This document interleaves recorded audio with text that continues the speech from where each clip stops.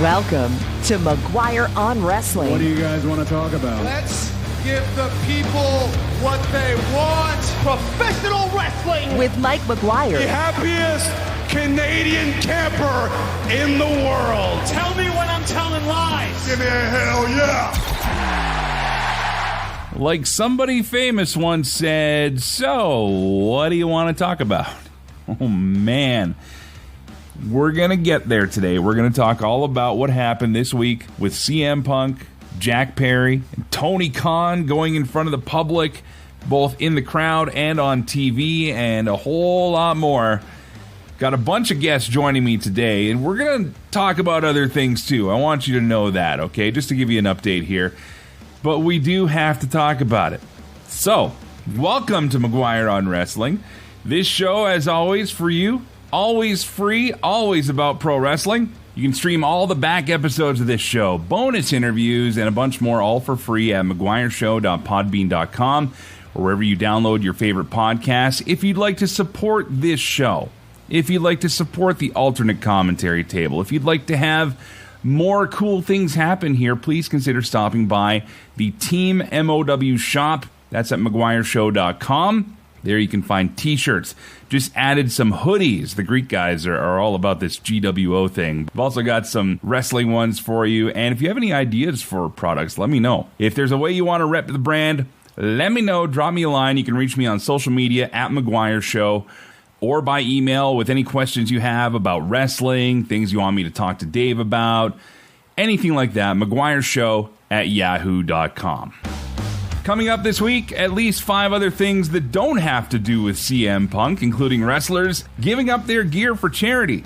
The Hearts are back at it. We have your next date for Dungeon Wrestling's return to Calgary's Victoria Pavilion. The Usos are officially a tag team no longer. Is this the best move? And if so, who do you think will benefit the most? A wrestling legend is getting out of the action figure business, but doing it with a bang. We're going to head across the pond to chat with Andy Evans once again from the Squared Circle podcast. He was at AEW All In. He'll give us his in-the-building experience. And the guys from the alternate commentary table are here to join me, and they're a little more serious this time around. That's all on the way, but first... You want to hear the breaking news? A couple of WWE superstars are auctioning off their gear for the first time ever, and they're both doing it for charity. Earlier this week, Bayley said she'll be putting up some of her gear online, with all the proceeds made going to a Hawaiian community fund, presumably the one that has been launched by The Rock and Oprah earlier this week. Edge is also going to be auctioning off his ring gear from his last Toronto appearance, including that Maple Leafs-inspired entrance coat, the tights, the boots, and more. Proceeds from that are going to Sami Zayn's Sammy for Syria charity, which helps healthcare centers get built in that country. Well, sticking with the collectibles train for just a moment, if you are a fan of the Midnight Express and Jim Cornette has announced that he is getting out of the action figure game, but he's doing it in a big way, releasing a 40th anniversary of the Midnight Express action figure set, and pre-orders are happening now. Now, this isn't a commercial for it, but I know there's a lot of figureheads out there like me, so the pre-orders are up. There's different ways you can get the set.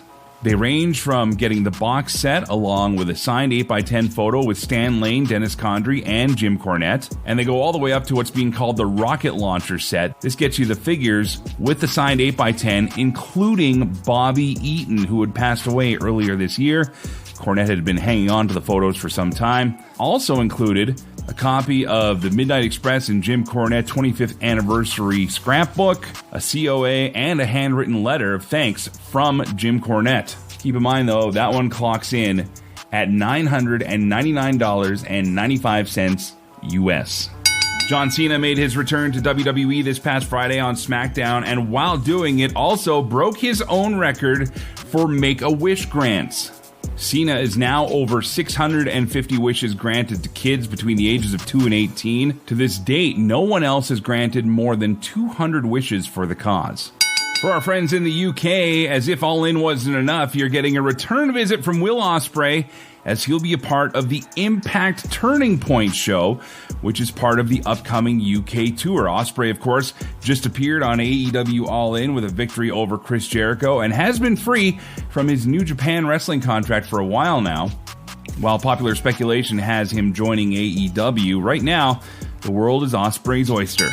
And on Friday, October 27th, Dungeon Wrestling returns to the Victoria Pavilion in Calgary, Alberta. The promotion, booked by Bret the Hitman Hart, featuring Harry Smith, the Bollywood Boys, the Billington Bulldogs, and a litany of other international talent, is set to return to the home of Stampede Wrestling, and speculation is that now WWE producer and current Stu Hart Heritage Heavyweight Champion Nick Aldis will be in action at the show. In other Canadian wrestling news, Danny Warren and CWE are set to bring the legendary Ultimo Dragon across the Canadian prairies. Dragon will be competing at a series of shows in Alberta, Saskatchewan, and Manitoba starting in November. We'll bring you more details on that show as it gets closer as well. It's time for the Wrestling Observer Insider with Dave Meltzer, McGuire on Wrestling. He is back from the UK. Dave, before we talk about what we got to talk about, overall, how was the trip?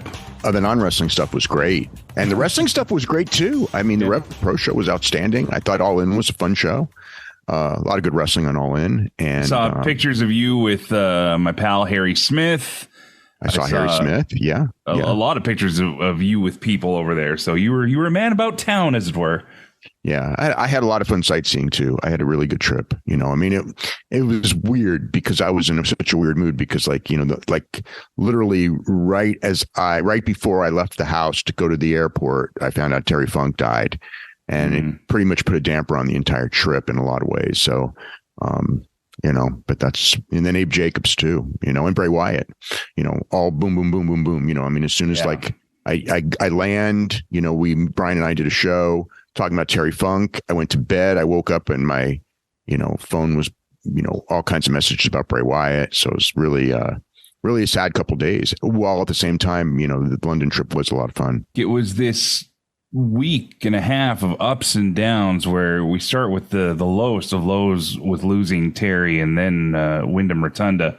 Yeah. And fans just trying to process all that because, I mean, Terry Funk, you know, I hate when people bring up, well, it was his age and da-da-da. I mean, nobody should ever be ready for that. You know what I mean? And then the other thing with Wyndham, like, I mean, that just hits everybody on so many different levels between being so young, being a dad, being a lot of people's favorite wrestler, being a lot of people's favorite wrestler that they kind of like to rag on, but they obviously didn't wish horrible things to him. You know, just a really captivating guy. And then you find out stories from both of these guys that are just loved for so many of the same and different reasons too. So they were both they were both very, very popular among the wrestlers. And I was really lamenting with trying to figure out how we even do this. So I don't know. I've kind of let guys like you and people who have been around them longer than I have and know them better. I didn't know Wyndham Rotunda, although I'd known of him and followed him literally since he was in high school because he was the son of Mike. And he was a really good athlete, and he was a very good college football player. You know, not at the Division I level. Well, I mean, he played at Troy University. I mean, he was good.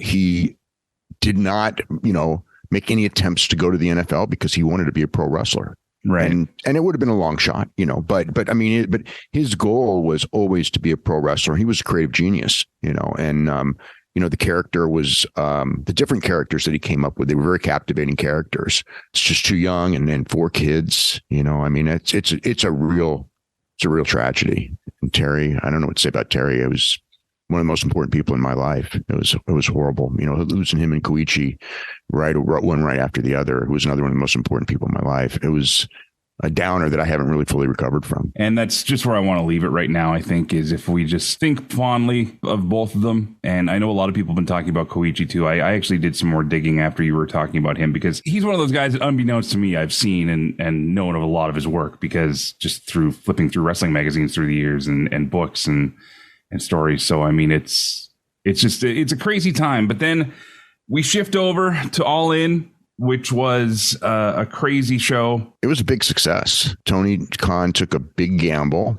A lot of people thought he was going to fall on his face. Well, I guess that's been the case since you started the company. But really, in this one, You know, I mean, a lot of people just thought that, you know, and I did too.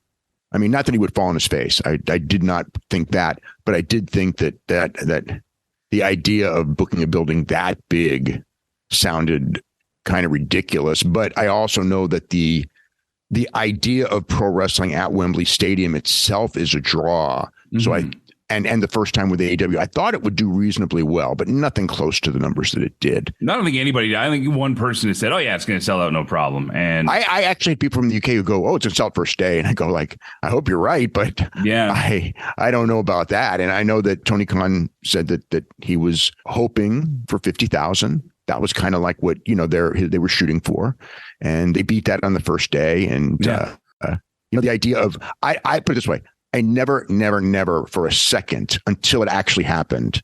Well, I mean, let me say this, until about 10 days before, really thought that the idea of breaking the paid attendance record, I guess after the 60, I thought that they would probably get up to 70. You know, it's like even the day before, I was like, they're going to come just short of the record.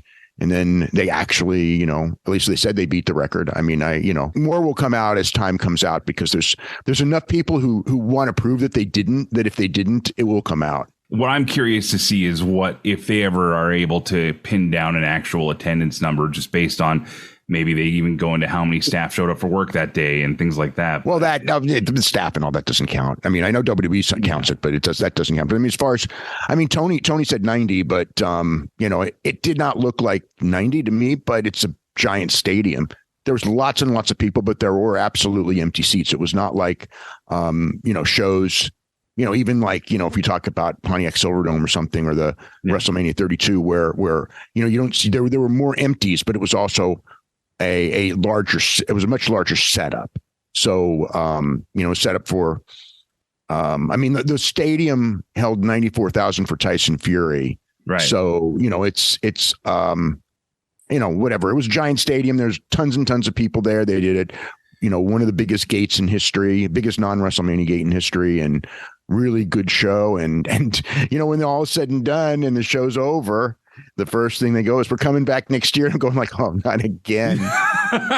We're going to go through this because, you know, that most people believe the second one won't do nearly as good as the first. And even people who I know in the business over there, who are very optimistic about a return show doing great numbers, thought that they should wait 2 years, you know, not come back every year with it. But it looks like Tony's big on traditions, and I think he wants to do it every year. And that's, quite an undertaking, and I don't expect it to do nearly the numbers that it did. But if 40,000 is a success, which is the number I was given that they would consider a success, I do think that you know, I can't rule out that they would do 40. You know what I mean? That's only half of this one, and you know, most people had a good time, and they probably won't run the UK for another year, you know, until that show. So maybe, you know, maybe they'll do another giant number. I don't like when it was going on, the building everything was kind of like, this is the once in a lifetime for AEW. It's not like they're ever going to do it again, but who knows? Maybe, maybe they'll do it again or something. They'll do a big number. I will say this. We have a conversation coming up with my friend Andy Evans, who does the Squared Circle podcast out in the UK there. And he's going to be on to talk more about the ambiance and what it was like from a countryman's perspective, so to speak. But he does mention that hotels are already booked up for next year. He says that there is an excitement. So, I mean, I think it will do well. Again, I don't know if it'll be 80,000 again either. But again, Tony even said that he's looking at upping the set and everything else. So, I mean, that could be the payoff to it, too, is that there wasn't a ton of production on this outside of Pyro, really. And so maybe they do go for a bigger set, a WrestleMania-esque sort of feel with the pageantry. It was funny because I looked at that, and then I know they were different buildings, but even looking back at the old SummerSlam that we talked about before with Brett and Davey, and even the signage, like there was more signage at SummerSlam 92 than there was at All In. So I don't know, I just found it kind of interesting that they did kind of go so minimalist, I'll say, on the actual signage, like that big dome over the ring. They could have done something with, but what you gonna do? I mean, it's interesting being there and talking to people who were around 31 years ago when they did that. And 31 years ago when WWE ran the show, Davey Boy Smith was everywhere. Talk shows every day in the newspaper, there was something on Davey Boy Smith. It was it was gigantic.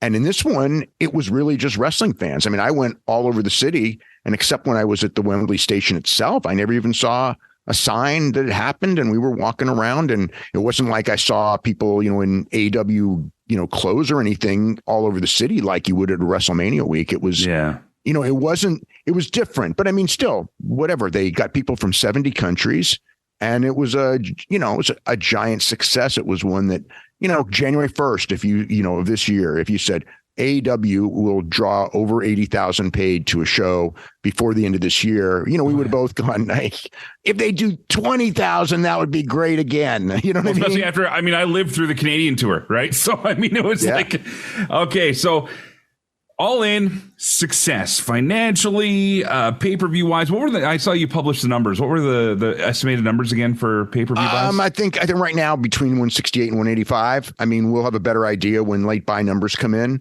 Yeah. But for a show out of the normal time slot, I thought that was outstanding, because you got to realize, and also one of the things is I don't know this to be true. Yeah. But I would think that the European buys would be affected greatly by the fact that 80,000 people weren't buying it. That they were hardest core fans. So well, and then it aired for free on TV 3 days afterwards. Right. So I don't expect giant buys from the UK, where normally for a show like this, you would think that that's where they're really going to do the numbers. The TV number for the United States was up 31.6% based on as of Thursday. So, okay. I'll get an updated number, later this week and all that from Forbidden Door. So, if that correlates, we're talking about in the mid 180s, which would be the second biggest number they've ever done. And, and again, out of the time slot, you're talking about a 9 a.m. show on the West Coast. To do that, and noon on the East Coast, not a primetime show. So, But it's the first show in history, because like WrestleMania draws based on the name WrestleMania every year. Right. It's the show of the year. Yep. SummerSlam draws, Royal Rumble draws on that. This is the first show that has ever, and most of your biggest shows in history drew on the main event. Whatever. And this just drew on being a thing. Yeah. This drew on the idea of going to a show with lots and lots of people. Mm-hmm. It drew on the idea the attendance was going to be really big. And the novelty of seeing AEW for the first time, right? Those it wasn't Max and Adam Cole. Not that they're, not that it wasn't a worthy main event. It was they lived up to the hype, but it wasn't based on that. Yeah, they didn't.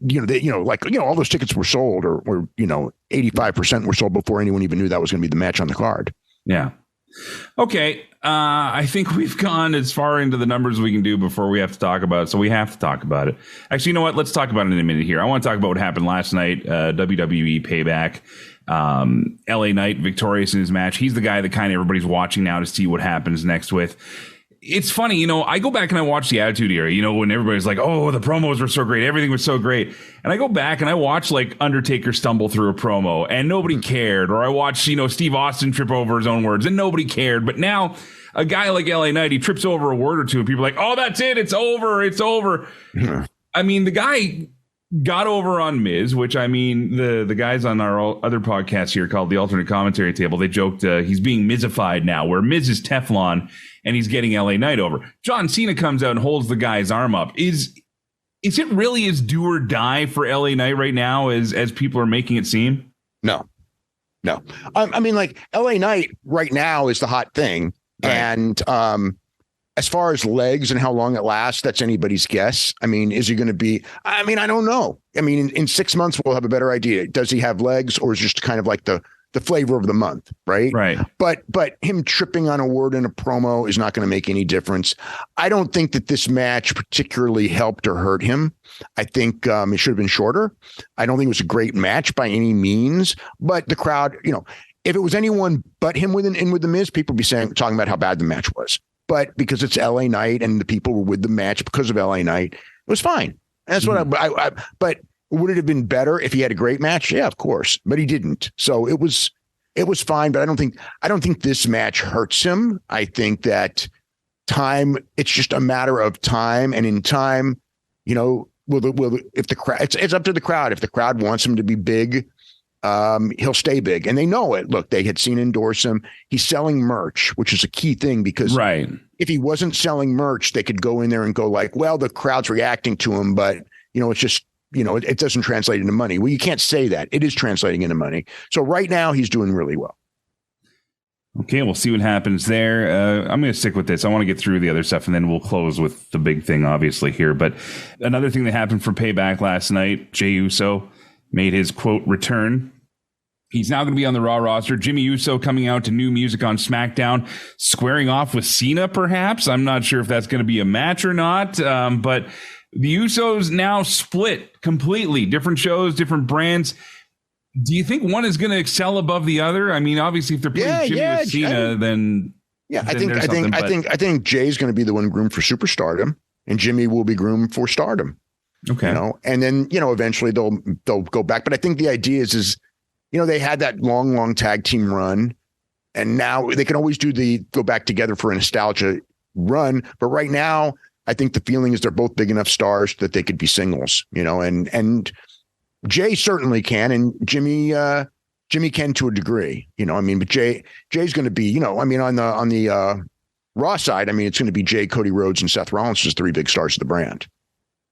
Wow. That's a big endorsement for Jay. That's a huge endorsement for Jay. But he really did great, in the build up to the Roman Reigns, match, in the tag, and then in the singles match at SummerSlam. I think that he really elevated his standing with all that.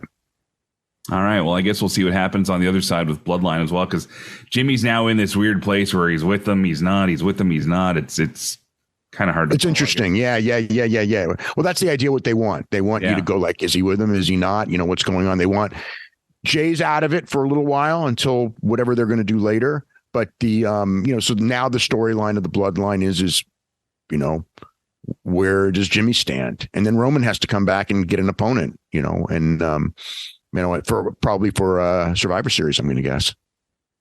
Do we know who Cena's main storyline is going to be? Do you think it's going to be Jimmy Uso for this in the next couple months, or do you think they're going to try something else? Could be. That's the only one teased, right? So for right now, yeah. Would anyone else make sense? Would a run with LA Knight make sense? Not against him, because then you'll have the split crowd thing, which I don't think they want.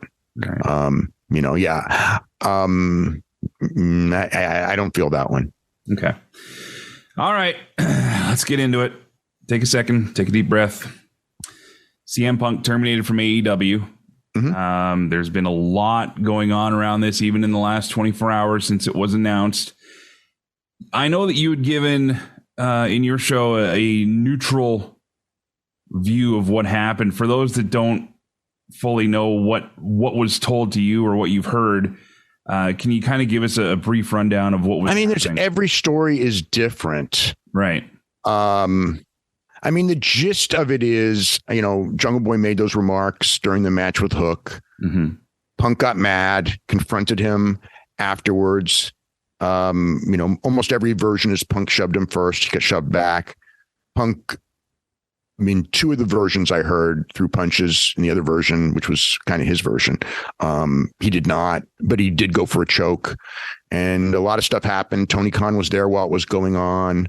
Apparently there were, monitors that broke, and Punk said he quit. Punk went after Tony. As much as exactly what happened, I don't know. There is footage. There is footage, and Punk got terminated. The part with the going after Tony is, and again, this is all allegedly. We don't know. We weren't there. This is just what's been reported or what's heard. But yeah, the going after Tony, to what degree do you know, or have you heard that he went after Tony? I've heard from strongly to weakly. So I don't, it's like it depends on the version. Most of the stuff I heard more related to Jack Perry. Mm-hmm. But he did blow up at Tony and said that he quit. And, look, Tony said that he feared for his safety and feared for his life, and he feared for the safety of the production people.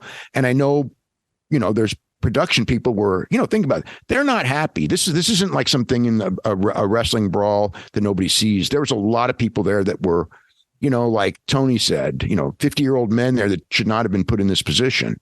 And, that was, that was I think that was the thing that, was the straw that broke the camel's back. And even if there was no straws previously, this one alone, going after Tony, you know what I mean? It's like at some point, I just, again, it's a complicated thing. Tony, this is the last thing Tony ever wanted to do is get rid of him. The guy's a draw. He's a promoter. The Saturday show, I should say. The Saturday show, like, it was built around him. That's the reason that they had the show. They'd have had the show either way, but he was the key to the show. Tony didn't want to lose the guy. He gave the guy every chance. And, there might end up being legal action out of this. I mean, he said he was fired for cause. From day one, I always said time heals all wounds. But, man, he kept moving the clock back. It's like every week, it's like if it's going to take 6 months of, nothing before everyone could be cool, it was like every week he moved that 6 months back another week. And it was kind of like it was, like if it wasn't this, there would probably be something next week. I don't know. Cause it wasn't even like, it's like, should Jack Perry have done what he did? No, absolutely not. But, several guys pointed out to me, guys do that all the time and nobody reacts. Like Cash Wheeler did the Punk sign, right? In support of Punk because they're buddies. And it's like, nobody ran up to him afterwards, nor did I expect that anyone would, you know what I mean? It's like, talking about on Collision last night. Yeah, on Collision last night. It's like, it's his friend. I get it. And it's, it's not an emotional thing. And Jack, again, like the Jack story, it was not from people go, it was a week ago, 2 weeks. It was a long time ago, the Jack Perry story. Right. The original one. And I'd heard of it. And then it was basically told to me like, look, it's all settled. It's not even really a story. So I thought that's all settled. It's not really a story. And then, he pretty much, or people close to him, brought it up. And now Jack's mad because, he thought he never spoke about it. He thought it was a non-story and, or it was settled. And then all of a sudden it's like, he thinks that the guy's out there saying like, he was trying to do an injury angle so he could, take a week off that he was already given off anyway, whether he did the angle or not. We're talking about him wanting to use real glass thing, right? The glass thing. Yeah. Which was approved by it's like when I first heard the story and even now it's like, yeah, if Punk's got a safer way of doing it, more power to him, say it. But it's not worth getting into a big yelling and screaming fight, which they got into. But it's like, I was supportive of Punk on that. But then some people told me, and it's not even from this, wasn't even from AEW, it was actually people from other companies and basically said, you shouldn't have said that because they have agents there. If Punk was mad, he should have gone to an agent or he should have gone to Tony and went to them, not to Jack. The agents already approved it. Tony had already approved it. So now you're getting mad at Jack for something that has already been approved. Mm-hmm. And see, that's where the problem comes in. Even if it was whoever it was, and that's, again, where it started. But, there's so many little things here and there. And it's too bad. It's too bad. And for the good of the company, everyone working together would have been great. Yeah, I think back to 2 years ago and how it was the most celebrated moment in wrestling, honestly, for that time. For the company, it was one of the biggest coups they had ever gotten. It was the biggest, even bigger than Danielson. There you go. In this, because it's like when they both came in at the same time, it was kind of like, wow. I was really, Bryan Danielson but there's no doubt. I look at the numbers. Punk moved numbers more than Danielson. Danielson's the better wrestler of the two, but Punk moved the numbers. And that's one of the reasons why, like when the thing happened in Chicago last year and people were just like, he's got to be gone. And it was kind of like, it's going to be really hard because there are very few guys who move the numbers. And in my history of following this, in not every case, but in most cases, time heals all wounds. And I kept thinking that, and it's just like, it was an unfortunate thing. It happens, but it didn't stop happening. And I think that's what the problem was. Well, and that's where, again, we don't know. We just don't know. The funny thing is, like, I'm a huge Punk fan. I've never hidden that as a fan. As a person, I don't know the guy from Adam. You know what I mean? So I enjoyed what was done in the ring. I enjoyed the character and all that, but I don't disagree with what has happened per se. I do question how it got this bad, though. And again, we've talked this to death, talking about what should have been done back at All Out last year. So I'm not going to dig up that can of worms, but I do want to go into what happened again last night, where this time a lot of fan feedback. I mean, it's split now more than it ever was before, I think, but some of the fan feedback last night is good for Tony for finally taking a stand. The other side is, why is Tony going out of his way to really stand up for his own side? And this starts with him going out in front of the crowd for about 6 minutes before Collision went on the air last night. And then the 1.5-minute statement before the show last night, where he mentioned the things we've heard already, where he talked about he was afraid for his life. And I'm not going to argue that people backstage shouldn't be able to come to work and not feel afraid. That's a no-brainer. But for him to go out of his way that far, even to make a public statement beyond the release that went out and to put his face and his voice literally on it, do you think that was the right play, or do you think there's more to it than just wanting to have his side out? I don't know. I mean, he did much more than that. I admire this aspect. Okay. They were suspended. Him and Jack Perry were both suspended. Yep.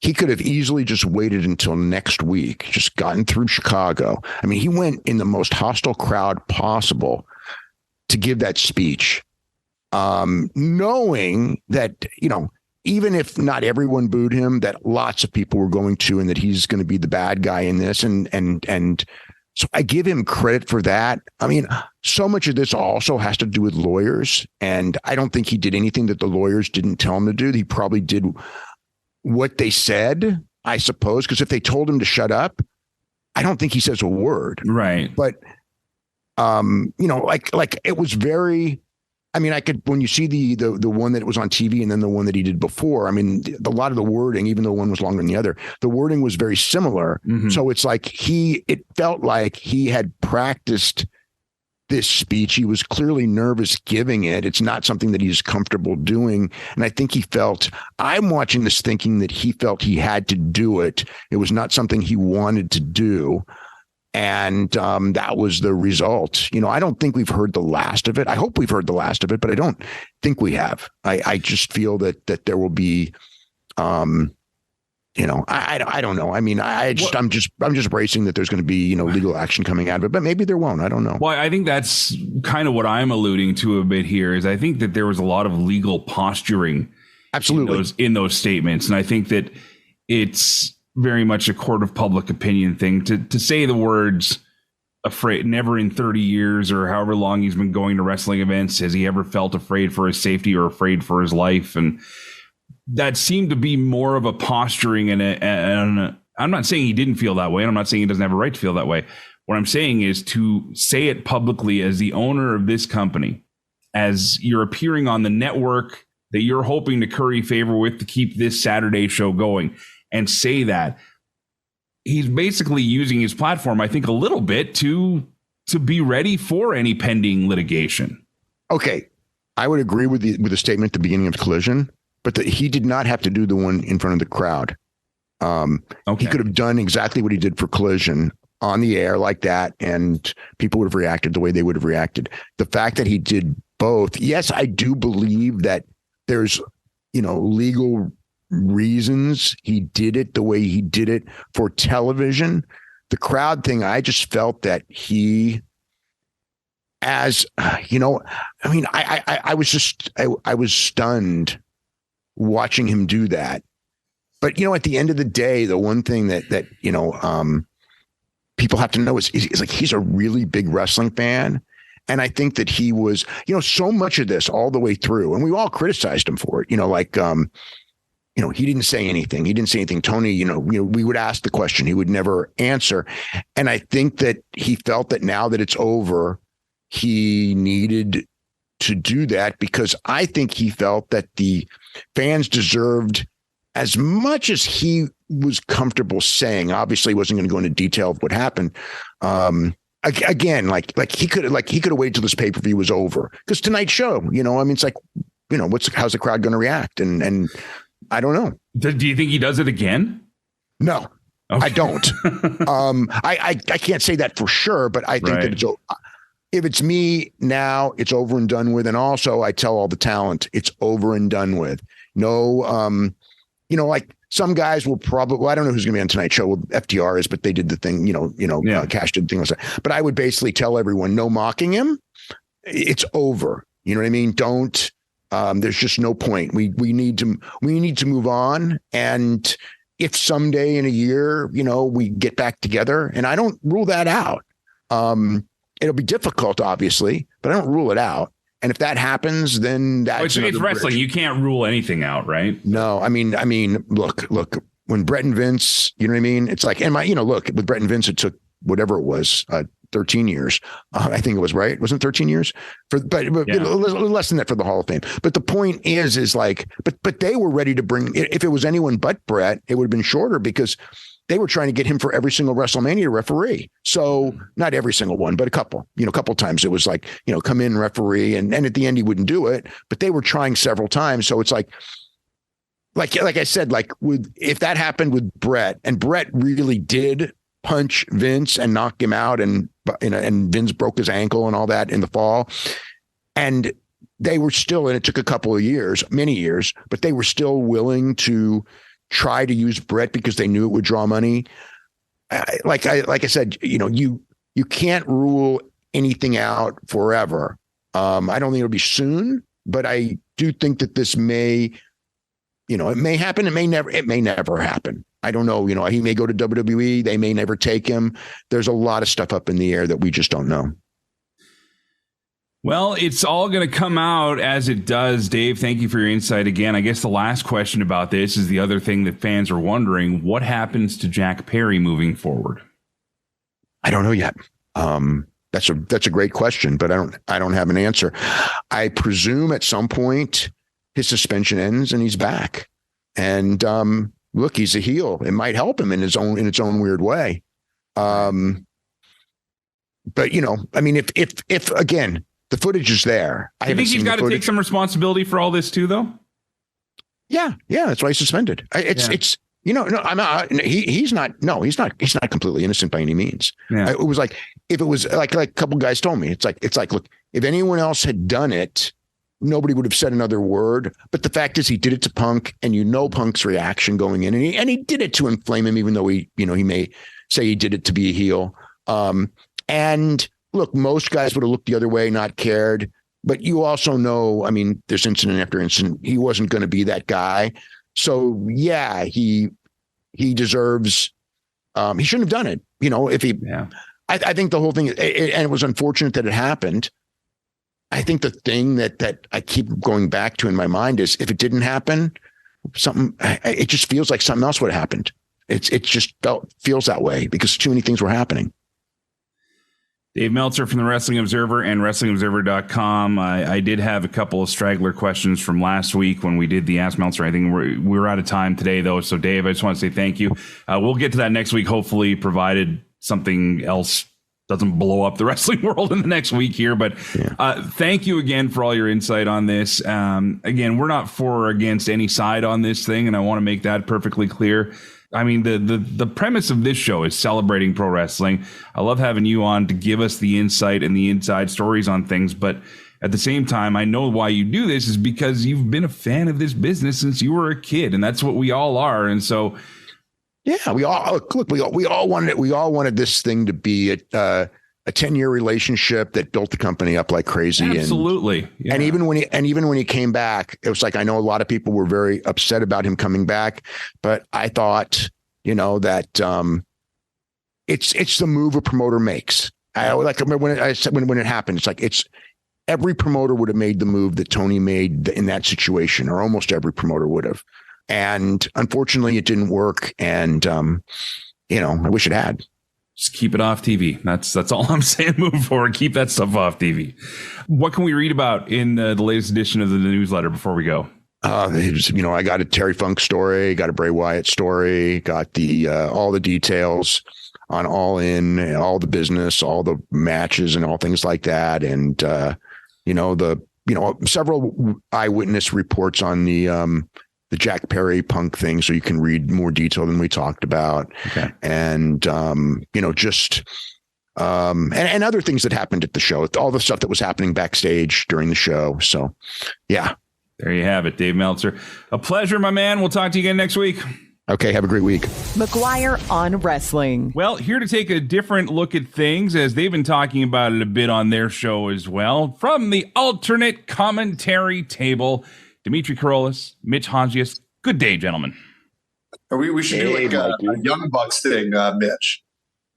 I don't know if you should do either right now. Like I don't know if you should do a Young Bucks pose. I don't know if you should do a Kenny Omega pose. I don't know if you should do a CM Punk pose. I think we should just just stay completely neutral in this thing. But we just heard a lot from Dave Meltzer, who has given some of the specifics as to what happened from what he's heard anyways. And of course, the only ones that really know for sure are the ones that were in the area when it happened. But some interesting observations coming from fans that watched All In, and some were even saying that it seemed like Punk was waving goodbye as he left his match against Samoa Joe, which is kind of an interesting take on it. Maybe he knew this was all coming, and maybe other people are saying he wanted it to come.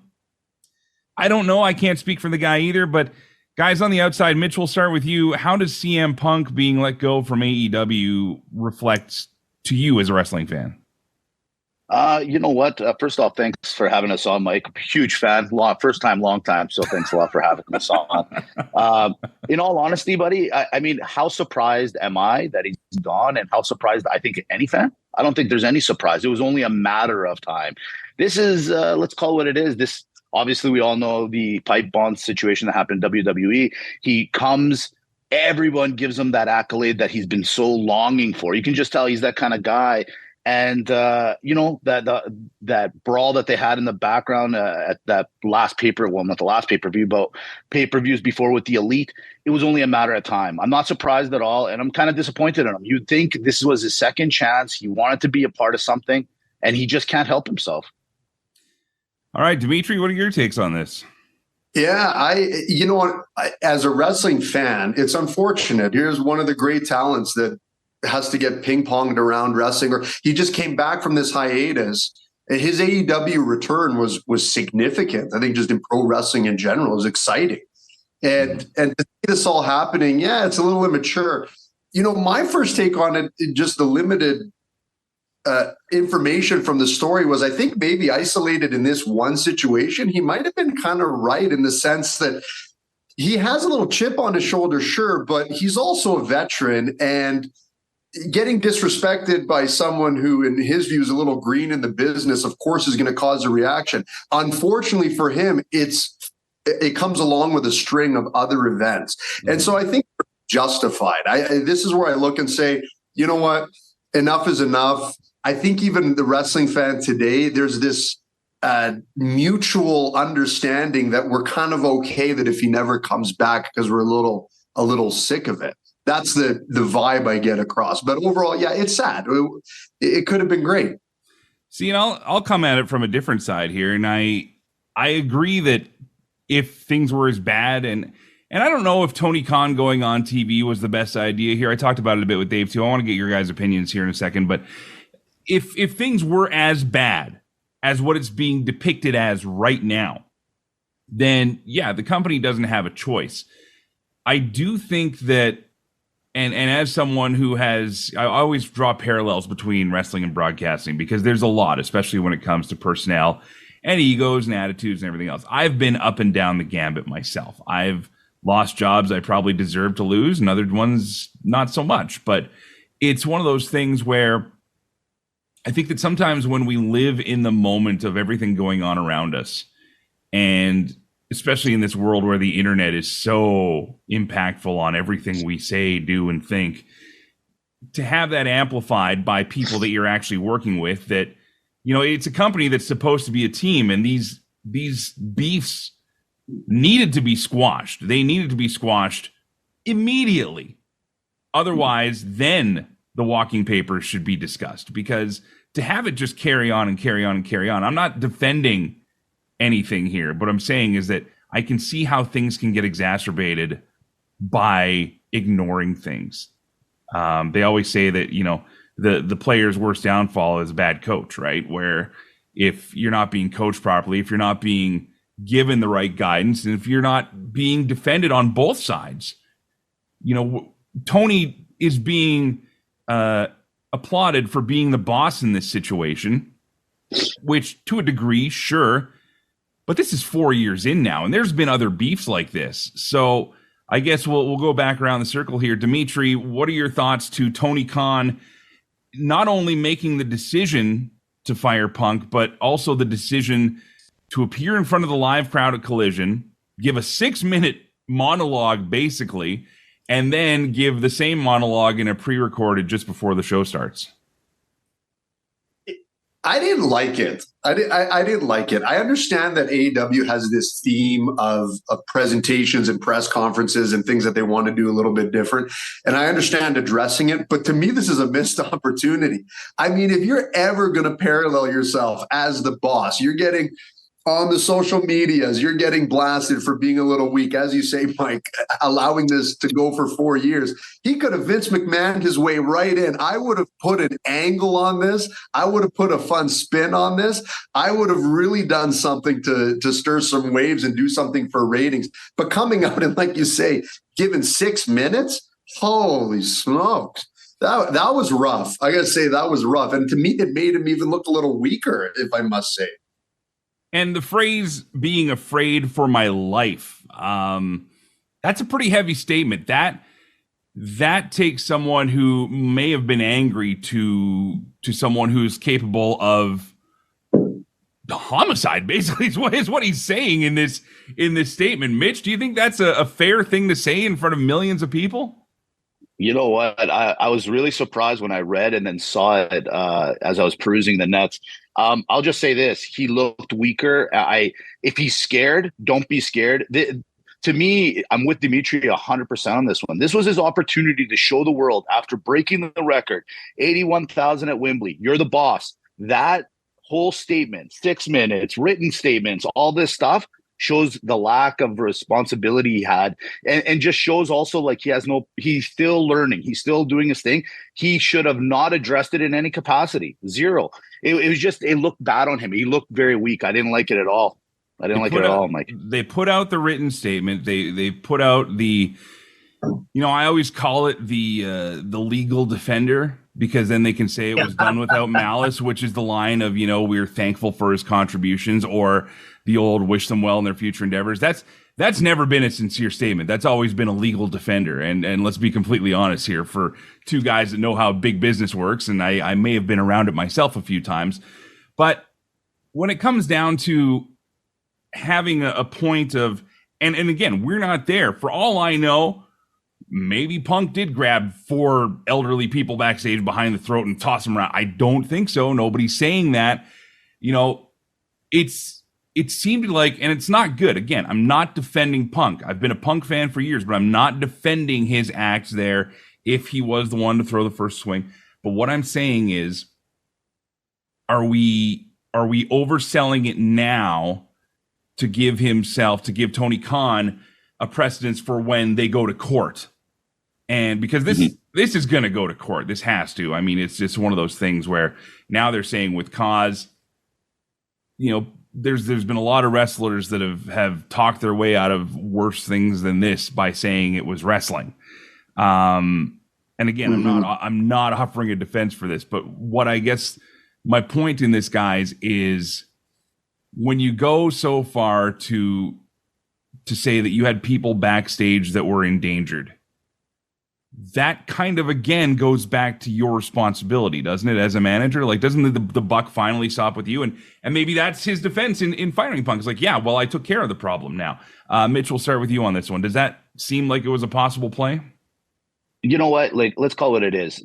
This all started, like we said, months ago. Okay, about a year ago. About a year ago, he this separated weekend, actually. the two parties. It was all out last weekend. Yeah. So he breaks them up and he says, "You guys go to this corner. You guys go to this corner. CM Punk, you're over here." I almost feel like he started the other division of AEW specifically for Punk to separate the two, okay? In some weird way, if you think about it, right? Well, that's been the story. Yeah, it was here. going to be the CM Punk show on Collision, so yeah. Exactly. So you have CM Punk over at Collision, and I'm sorry, but I mean, it's like anything else, Mike. If you got two kids that you know that just don't like each other, and the one happens to always be that guy that's just in the middle of it, you got to keep your eye on it. And I can't help but think that, yeah, man, he's volatile. And there's friends on both sides of the show, right? And maybe there's somebody that was provoking him and prodding him a little bit. But to your point, he's been around this. He's gone through the different areas of wrestling, from the indie all the way to the big show to everything. He should know better. And he should know that people are going to probably try to provoke him. Tony Khan did what he did by separating them, but he can't control everyone. And the long story, CM Punk, he might have some points. And you're right. If it goes to a legal battle, maybe he'll get a couple of bucks out of it. Did he ultimately want this? No, I don't think so. No. But he should have known he was going to be attacked. You know what I mean? He's almost playing it like, oh my God, how could they come after me? Well, buddy, you are that kind of guy that you just bring out the worst in guys. I'm sorry. We've seen it over and over again. So I don't have a lot of compassion for him because he knows the game. He knew what he was getting himself into, and he knew the kind of people he was around. He likes that angle. He likes that angle, though. And I think that's part of the problem is, Mitch, you referenced the pipe bomb in WWE years ago. But coming to AEW, here's the issue. He knows he's a big draw. The money was speaking for itself. Let's call a spade a spade. And from his perspective, too, he's like, wait a sec. How is it that guys like Hangman Page are coming after me? Okay. And how come Jungle Boy's come? Like, who are these people to come after me? You should be sitting in the back seat, maybe taking a second. Like, you go and you think that match Samoa Joe against CM Punk, this is a wrestling fan's dream that we're getting to see it on the big stage. And so if you think of that history and what he brings to the table, but the point too, also to tie it in with what you're saying, Mitch, is like, he likes causing the drama and being that type of person. And I think if you're going to go in, there should have been someone who was his handler to be able to silo someone and say, listen, he had that with Ace Steel, and then the whole Ace Steel thing happened. That's right. That's right. Yeah, that's a good point, Mike. He did have that at one point. You're right. And but then to say, okay, well, you just stay on Collision, you guys stay on Dynamite, and we'll kind of figure some things out. And that's not a solution either. And I think this blew up in everyone's face. And I still believe like what Jungle Boy did at the pay-per-view, honestly, he should have let Punk Smack come around for that. To me, there was no place for that. Zero. Like, there's just no place for it. Can I say one thing, Mike, real quick? And Dimitri, me and Dimitri, before we did the show the other day, we talked about it behind the scenes. The All In pay-per-view was such a big opportunity for all these guys. A lot of these guys were in New Japan or other wrestling divisions, some even in WWE. This was the biggest one of all time. Didn't anybody, I'm sure a lot of people thought this as well. The Elite goes in and fights and they lose. Here's Kenny Omega's big opportunity to kind of show people even more who he is. He puts over the other guys, right? Same thing with the Young Bucks. The Young Bucks and the FTR, they have, let's call it what they are. They're executives in AEW. They could have easily said, hey, you know what, guys? We're going to win this match. We're going to be the tag team champ. And they also said, hey, FTR, you guys are going to be, you're going to take one over on us. And then you get CM Punk versus Samoa Joe, where to me, I agree, maybe it was better for CM Punk to win that match. But I do find it a little funny how he didn't put over his buddies. He didn't do that side of it. But the other two big stars that he was kind of, fighting with were able to do it. Like egos, at the end of the day, we all went to high school. We've all seen big fights, Mike. Sorry to interrupt you. Yeah. And there's always that one guy that's always starting the problems. And then he finally gets suspended or kicked out of school. And are any of us that surprised?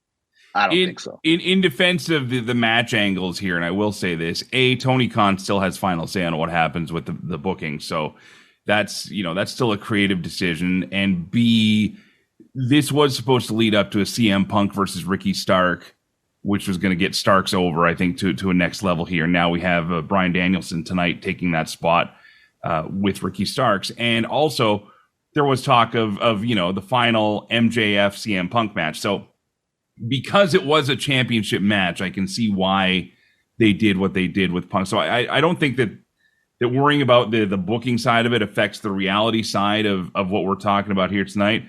But I do think that, you do have a point to a degree where, they're all willing to work and they're all willing to do things to better other talent. The funny thing is that Punk was willing to do the same, and Punk has elevated a number of guys since he got there as well. The biggest problem now is how they dealt with each other, because I believe that they all had the same goal. And I think that Punk comes from that old school lineage. I mean, he mentioned in his Cauliflower Alley speech where it's, guys like Roddy Piper and Harley Race like me, so I never worried about anybody else. Dude, you have to. I'm 20 years into my career, and I'm working with some younger broadcasters right now, and I'm coming in with this experience and everything else. But dude, never do I come in and say my way is the highway. And it's been great because I'm actually learning things from this younger talent that I work with. And I'm sure you guys in business and what you do, you get the same thing. You get new ideas from people all the time. And you get to see how things happen. And I think that maybe Punk was just hanging on to the old school ways a little too much, which is an interesting generation because there's a lot of us, you guys and myself included, I think, where we've seen how business used to be done. We see how business can be done now. And a lot of us are in that tweener stage where if we don't adapt, we get left behind.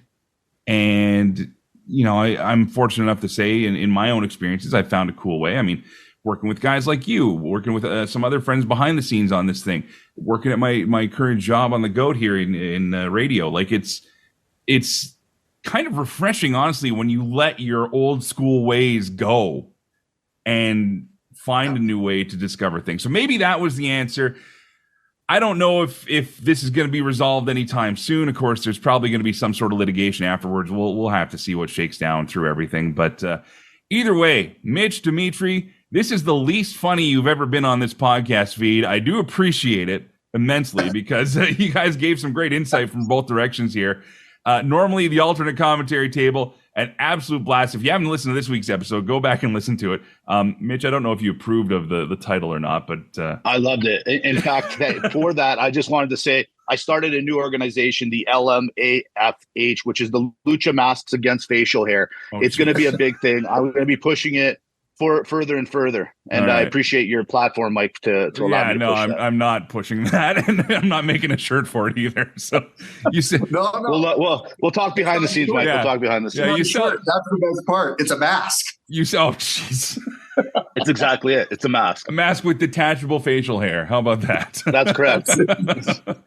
We're gonna be billionaires, guys. Speak for yourself. All right. Mitch Hontzias, Dimitri Korolis from the alternate commentary table here on McGuire on Wrestling. Thanks, fellas.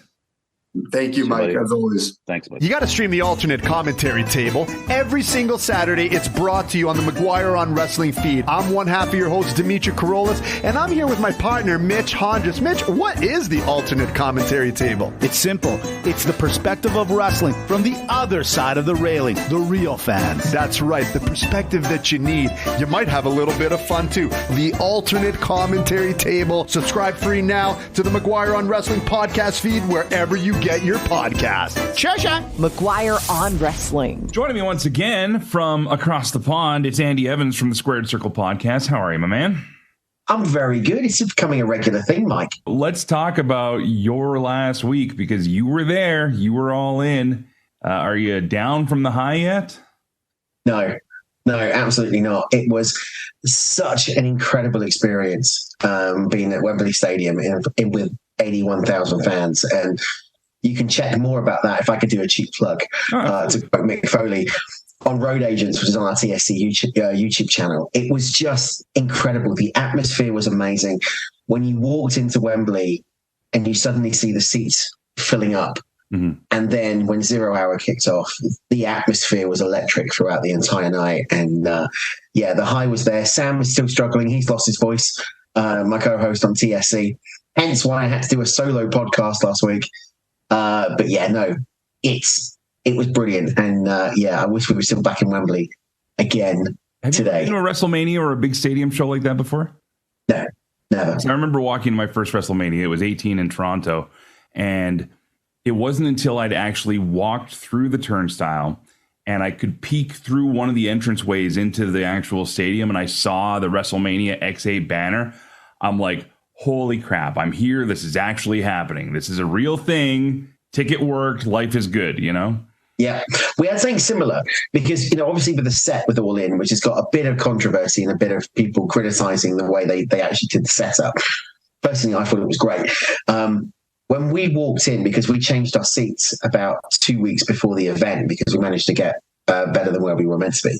Oh, wow. And you walked in and you saw the squared circle and you saw that All In apron and then you saw the set. And on the big screens, you saw 0 Hour lined up. It was like at that point, we suddenly went, oh, be Jesus, we're here. It's going to kick off. And then just seeing the floods of people coming in. But I'll tell you one thing, Mike. One of the biggest chills that I think all of us had was around 8 p.m. UK time. It was just before the Sting Darby Allin coffin match took place. When I don't know if they showed it on TV, but the whole arena, the whole stadium lit up with fireflies in tribute to Bray Wyatt. I mean, that was Wyndham Rotunda. That was such a goosebump moment. Everybody was kind of just saying and talking about memories of seeing Wyndham compete and just sharing stories about when they first met him or when they first saw him on TV or something like that. It was a real... That was historic in its own right. And when you suddenly see those screenshots of 80,000 people with their phone lights doing the fireflies, it was just, oh yeah, I've got goosebumps now. And to emphasize that even more with the House of Black's entrance and them using the lantern to make their way into the arena, like it was obvious that this was kind of a turning point for a lot of people who'd had a really crummy week as wrestling fans. We'd lost Terry Funk, we'd lost Bray Wyatt, Wyndham Rotunda, and it's just one of these things where for even just a moment, all of the wrestling fans could come together and be like, this is terrible. These are two great people. And then, of course, we go back to being wrestling fans and being nitpicky about everything. But that's the way the world works, I guess. That's the nature of the beast, isn't it? Nitpicking wrestling fans. But for that 30 seconds, 60 seconds, whatever it was, everybody just came together and it was just amazing to be a part of that. And I've got a big thanks for you as well, actually. Why is that? Because you got me through the drive home. So from London back to where we live, where I live, is about a 3-hour drive. Now, this was 10:30, 11 o'clock at night. Right. So I didn't get back home till about 1:30. The first thing that dropped into my podcast inbox was the All In recap that you did. So, yeah, that was played, and I'm on the road listening to Mike McGuire and McGuire on Wrestling's All In recap going, I was there for that bit. I was there for that bit. We were there for that bit. We were there for that bit. So, yeah, is there anything I mentioned that maybe you didn't notice happened on TV? A lot of the entrances. Because you were sitting behind the entrance panel, right? Yeah. I mean, they did as much as they could on the view screens, and you could see what you could. But just seeing the way Tony Storm came out with the selfies of Tony Storm down the aisleway, we missed all of that. Seeing the Young Bucks coming out as Queen and Freddie Mercury, we missed that. One of the biggest moments, though, was Saraya, because where Sam and I were sat in the row, in the box next to us to our right, which was called the Royal Box, we could see Mercedes Moné, but we could also see the Knight family. And I've got history with the Knights. I know Ricky Knight, and I know Saraya, and I know Zach. Not personally well, but I know them, and I've interacted with them, and I've done business with them before. But to see all of those guys there and then get their moment to come out with Saraya, get that moment on pay-per-view, and then to be there when she won the belt. I mean, that was, again, for a British wrestling fan, that was a moment they should have got in WWE. So, and how thank you, Tony. Saraya taking the bump there at ringside? That was awesome. Yeah. Mummy Saraya is no stranger to taking a hit, but she sold it very well. In fact, a little bit too well, I would say. Well, she fell back into chairs. I'm like, oh God, woman, look out! Yeah, it was. I mean, even from us, we were sat watching it on the big screen at that point. And when she did that, I looked at Sam. Sam looked at me, and we just went, that was an oversell, but that's Saraya, and you've got to give it to her, because if anyone deserves it, it's Saraya. It's Saraya Knight, and it was brilliant. Actually, even the look on her face took me back to watching old school British wrestling. Just that, it's almost like a very Catweasel sort of thing, right? With the overselling of the face and it was awesome. So it was brilliant. It was old school, and that's what you get with British wrestling fans. I mean, Chicago for All Out You got to pull it out because we were on fire at Wembley Stadium. Some of those chants, which I don't know if they came across fully on TV or on pay-per-view, were incredible. Some of them I can't repeat as well, especially ones about Cash Wheeler. Can't go more into. Well, we'll just leave it as it is, but. Kenny Omega chants, we had Saraya chants. CM Punk was hated out of the building, and that's before we knew about Jack Perry, CM Punk incident. So it was really hated because it didn't sound as hated as what you. Oh, no. I know you don't like the guy, but. Oh, I don't. Okay. I wasn't on your show. I listen. Okay. I'm not one of the guys that just has you on my show and pretends I listen. No, I heard you say I am not a CM Punk fan. I'm not a CM Punk fan. I'm really not. But I think at that point, 80,000 UK fans were not CM Punk because when Joe came out, the arena roof, if it had one, blew off. Yeah. When Punk came out, it was an overwhelming chorus abuse. Now, that did change throughout the match. I will say that. Yeah. But there were moments in that match that didn't work. The whole Hulk Hogan parody that they were doing with the Hulk up and the Punk up and all that type of thing. We were all sat there going, what the hell is going on? So that didn't quite work, but it was a good opening match. It was what it was. I will say this, as much as I might not like the guy, you can't help but sing to his theme song when it comes out. You do get into that and you do sing it. So yeah, don't hold Living Color accountable for your dislike of CM Punk, because A, they're an awesome band. B, and that song is iconic now. And I'm so glad he brought it back when he did. Now, we were talking a little bit about All Out, which is happening tonight, actually, just in a few hours from, if you're downloading this as it posts, it's going to be happening very, very soon. I understand a lot of wrestling fans might be listening to this later in the week because I don't know about your listenership, but mine actually went back up later in the week because I think everybody's just kind of in wrestling hangovers right now. Yeah. So yeah, absolutely. With this card, the way it looks, I'm kind of at this state now personally where I feel like after All In being just a week ago, just 7 days ago, this card looks more like a really good episode of TV rather than I got to shell out $70 Canadian to watch this thing. Yeah, absolutely. It's a glorified TV.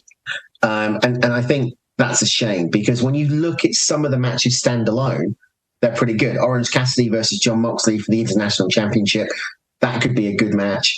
When you look at Darby Allin versus Luchasaurus, that's going to be interesting. I'm surprised they've gone with Moxley Cassidy main event. I'm actually genuinely surprised they went with that and not with Darby Allin Luchasaurus, because out of any match on this card, with the exception of Omega Takeshita, that's had the most build-up. Yeah, I'm not excited for it. I'm not all in for All Out, if you get what I mean.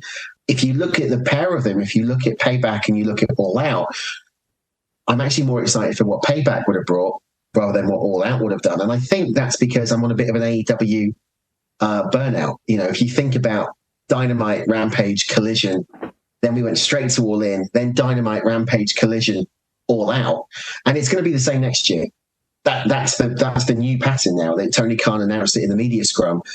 It's over Labor Day weekend. It's over UK bank holiday the week before. You need to come up with a better way of packaging the all pay-per-views. Now, whether or not that would be a WrestleMania model where you do All In as night one and you do All Out as night two, that may work, on a week separation. But you do it as one combined pay-per-view price and you get All In, you get All Out. Maybe. But Tony came out in that media call and said that he actually tried to do that, but he said it wasn't possible to happen. Now, don't I remember them offering a cluster pack for 3 pay-per-views back a while ago? They did on Fight online internationally. Yeah, on Fight internationally they offered. Hey, buy this one, this one, this one. You get all 3 for this price. And All In. What I think is a shame is the fact it hadn't been announced, but I'm guessing it probably has to do with cable companies and him trying to appease the satellite distributors that still carry it on terrestrial TV, because that's still a battle, unfortunately, even in 2023, where if they went full streaming, then it wouldn't be an issue at all. And I think that there was a wait to announce this, and this is all just speculation, but I think that HBO Max or Max streaming has a big factor to play in next year. And I think it's going to have a big factor in how AEW does its business moving forward. I think that's probably going to be their closest window to getting a rights deal on a streaming platform and making money that way. And then we can see prices similar to what WWE Network offers worldwide. And then fans aren't on the hook for hundreds of dollars or pounds or euros or whatever it costs wherever you live. Like, because it's a lot of money to put out that much pay-per-view money 2 weeks in a row. And a lot of people on the new Team MOW Facebook page are even saying, like, look, I'm going to watch Payback because I got it on the network already. It's easy enough to watch. And they're probably going to either ditch out on All Out or look for highlights because it's just the way it is. And it's not a disrespect. And I'm going to watch All Out. I'm probably going to buy a replay of it instead of, watching the live version because it's the long weekend here in Canada. I'd like to get out and actually see the sun a bit. But in the meantime, as wrestling fans, like, I think we need to really start treating our time more valuably too. And I think that's going to be what ultimately wins this battle in the long run. It's not about money anymore. It's a little bit about ticket sales, but the biggest thing is, do wrestling fans have time to watch your product anymore? And I think that's why in a lot of cases in North America, Impact suffers for live ratings. I think that's why the NWA suffers for views, is because people just don't have time to watch all this wrestling. And with the two biggest companies both saying, hey, we want to monopolize your first weekend in September. And here it's back to school week. So parents that are wrestling fans, they're probably not sticking around to watch these shows because they got to get their kids ready and back into routine. And I think that the real commodity isn't going to be the money coming from the pay-per-view buys. It's going to be getting the wrestling fans to engage in the content, because that's what streaming platforms look for as value, right? So exactly. But I think it also comes down to, you talk about Max there, HBO Max. Internationally, that's not distributed in many countries outside of the US and Canada. So over here, we don't have that. So if AEW did sign a streaming deal with Max and they went down the WWE Network route, they would need to find a way of doing that on a similar sort of scale or platform over here in the UK, because otherwise it would still be Fight, which you have to pay AEW Plus and you get a reduced price for pay-per-views. Or you watch it on a 3-day delay on ITV4. On standard terrestrial TV. So did they Dynamite the entire show on ITV there? Yeah. Wow. Yeah. Because I'd heard about that, and that's like free broadcast TV, right? You can get that anywhere. Yeah. It's the biggest commercial channel in the UK. So viewership for All Elite is higher than what WWE is, because that's now part of TNT Sports. Right. There's an irony there because TNT, obviously, All Elite being on TNT, and we've got TNT Sports. But And to make that point, All In was aired on Thursday night on ITV free of charge. Wow. That's wild. And they did the whole event. Now, it ran for about 4.5 hours because of ad breaks in between and after every match. But they ran the whole event for free to air on ITV4. Unreal. As a thank you to the UK fans. Last question for Andy Evans from the Squared Circle podcast. By the way, now a part of Team MOW Shop, for anybody listening in the UK, the Squared Circle shirt and hoodie now up for grabs, and all the money goes directly to Andy and to Sam and to their endeavors there. So that's the good news there. We're kind of working on this like mega powers, combination between our two podcasts on each side of the world here. But before I let you go, of course, the biggest announcement was that All In London 2 will be happening next year, basically same time, same place. Do you think they forego going for the record crowd? And do you think the response will be as strong for it round 2 as it was this time? I can tell you now, the buzz for All In 2 is immense. I'm in a number of different All In groups, All Elite groups, wrestling groups on social media. I have to be just like you to promote the podcast. The interest is, I would say, higher now for All In 2 than it is for All In. To put that in point, hotels in the local vicinity of Wembley Stadium are already booked. Wow. Fully booked. Are they going to get 81,000 again? I would say no, because it doesn't matter how many times you run it. The history is in the first one. Mm-hmm. And you can do, you're part of history in that first one, and we will always have that record. Can they do it again? Maybe. I don't know. What I would like to see is them doing more in terms of advanced booking of the card, which is a Tony Khan staple. He does it in the last minute. I think you need to get better at your booking and get All In and All Out booked properly, so people know what the two distinctions of the cards are.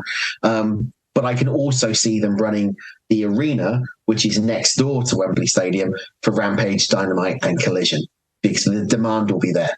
And you could do a big package there for all three shows. And I reckon that will happen as well. Yeah, you can't season ticket the pay-per-views, but maybe you just season ticket the tickets for all three events. And exactly. A big to-do there. All right, Andy Evans, great to have you on as always. A Squared Circle podcast. Find that wherever you get your favorite podcatcher.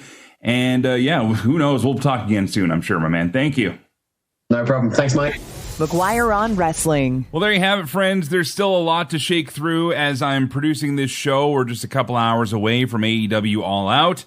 So that's going to be happening. And, of course, there's going to be a lot more. I actually just saw a headline come out not too long ago that CM Punk, according to Justin Barrasso over at SI.com, is expected to make a statement regarding Tony Khan's statement. So we'll see what happens moving forward. In the meantime, just remember, we're fans. Let's keep it that way and have fun with this stuff. If you like the podcast, thank you again for being here. Thank you for listening. The most important thing you can do is just share and spread the word. Doesn't cost you a dime, and it means so much to us because we're doing this for sport. We're doing it for fun. We're doing it because we love the wrestling. And we want you to love the wrestling with us. And also, if you have it in you and you'd like to pick up a cool shirt or a hoodie or support any of the shows, and that includes, by the way, Andy Evans and the Squared Circle. For anybody in the UK, it ships direct out of the UK, so that's pretty cool. You can find all those details and all that merch at McGuireShow.com. That shuts her down for this week. More fun next week, each and every time we meet together here on McGuire on Wrestling. Until then, thanks for listening and letting me do what I do. Play safe, drive safe. Be Cena.